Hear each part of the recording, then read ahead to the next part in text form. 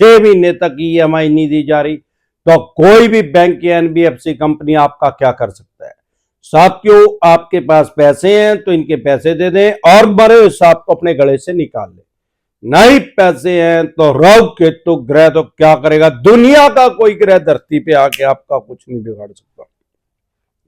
और ये चवन्नी छाप तो सौदा ही कुछ नहीं है, इनका यमराज तो बैठा ही है अमरदीप का ध्यान, इनको तो हरिद्वार तक छोड़ के ही आऊंगा। साथियों, सबसे पहले एक जरूरी सूचना है सभी डिसेंट्रलाइज्ड फैमिली के लिए कि हमारे जो नंबर शुरू से डले हुए थे हर ऐप के ऊपर, वो किसी टेक्निकल प्रॉब्लम की वजह से उन पे व्हाट्सएप मैसेज नहीं आ पा रहे हैं, वो बंद हो रहे हैं।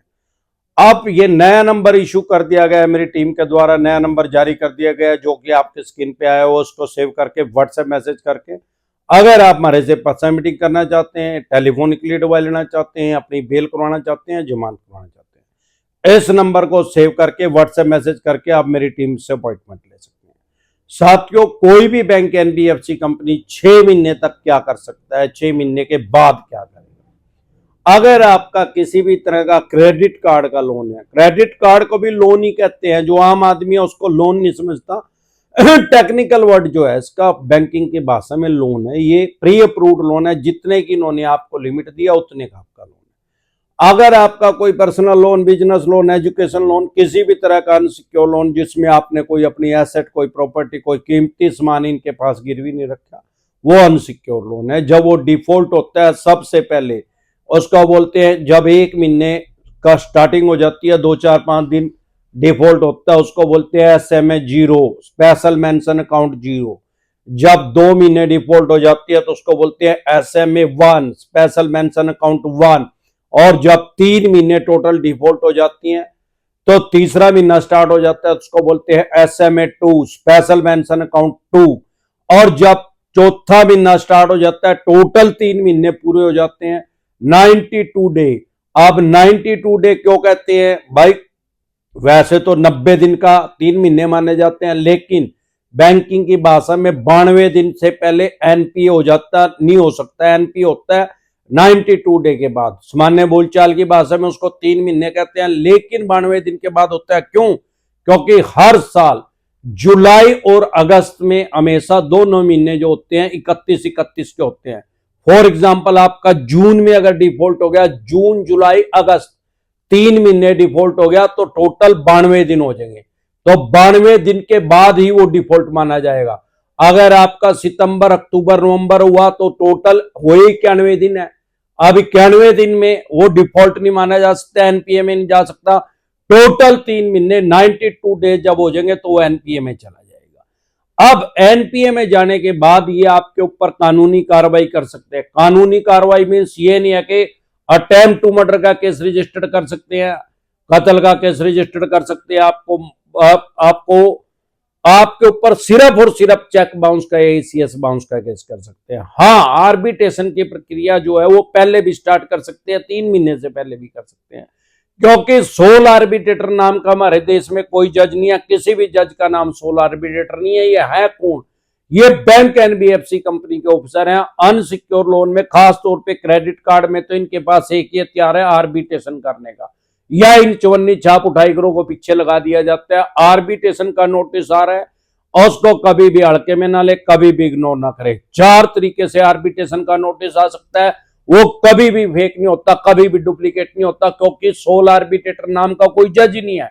ये तो बैंक एनबीएफसी कंपनी के ऑफिसर है, बैंक उनको बोलेगा नोटिस इशू कर देंगे। 4 तरीके से नोटिस इशू कर सकते हैं।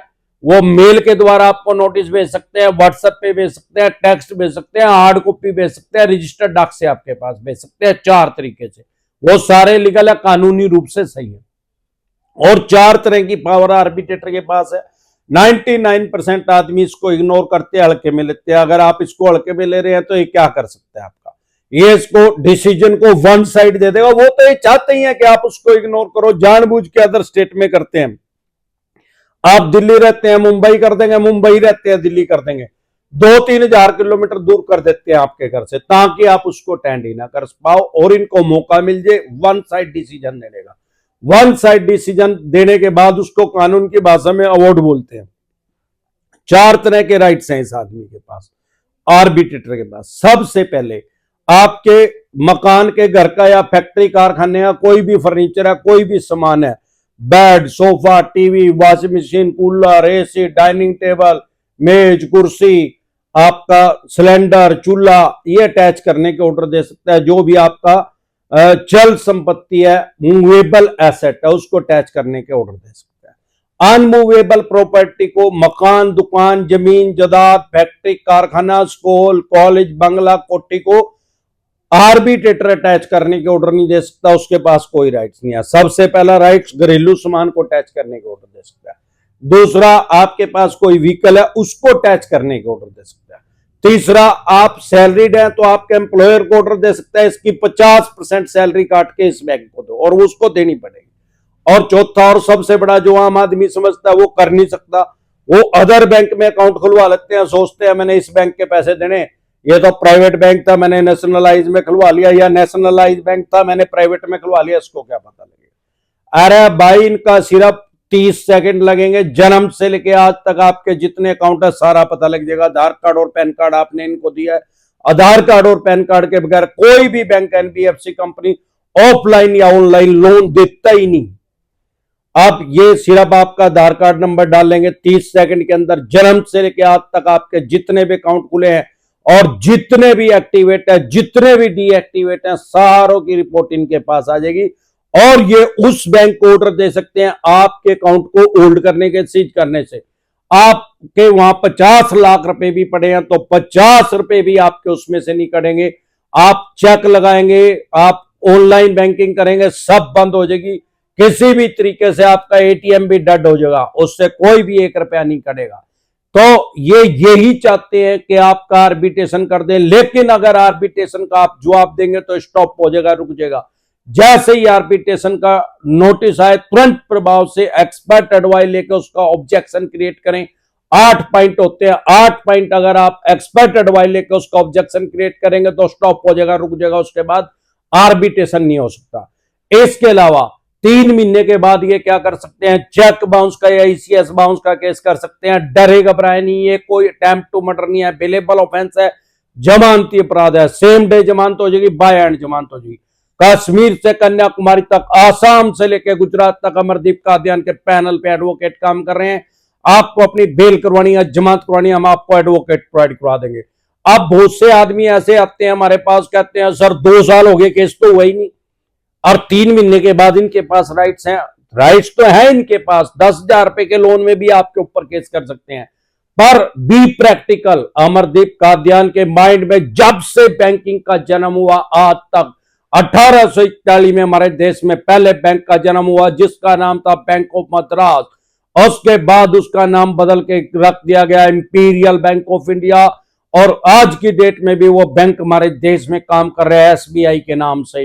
184 साल हो गए हमारे देश में बैंकिंग को होते हुए, उसमें जो भी अमेंडमेंट हुए हैं, जो भी बदलाव हुए हैं, वो सभी अमरदीप कादियान के माइंड में सेव है। मेरा साला इसको खोपड़ा कहता है, और इस खोपड़े के अंदर सारे सेव कर रखे हैं। जो भी हमारी वीडियो देखता है, 5th क्लास का, 5th स्टैंडर्ड का, 5वीं क्लास का बच्चा भी अगर आपको हमारी वीडियो को देखता है, उसका भी अपने राइट्स पता लग जाते हैं, अधिकार पता लग जाते हैं। 3,500 वीडियो डाल चुका हूं मैं, सारी लोन से रिलेटेड है। यूट्यूब पे हमारा चैनल है डिसेंट एडवाइस के नाम से, अगर आप हमें किसी अन्य ऐप पे देख रहे हैं, अगर आप मुझे फेसबुक पे देख रहे हैं, फेसबुक पेज पे देख रहे हैं, इंस्टा पे देख रहे हैं, मौज पे देख रहे हैं, लिंक्डइन पे देख रहे हैं, हेलो पे देख रहे हैं, व्हाट्सएप चैनल पे देख रहे हैं, या अन्य किसी ऐप पे देख रहे हैं, तो हमारा एक चैनल है यूट्यूब पे डिसेंट एडवाइस के नाम से, जिस पे मैं 3,500 वीडियो डाल चुका हूं लोन से रिलेटेड, और 25,000 से भी ज्यादा घंटे लोगों को उनके राइट्स बता चुका हूं, अधिकार बता चुका हूं।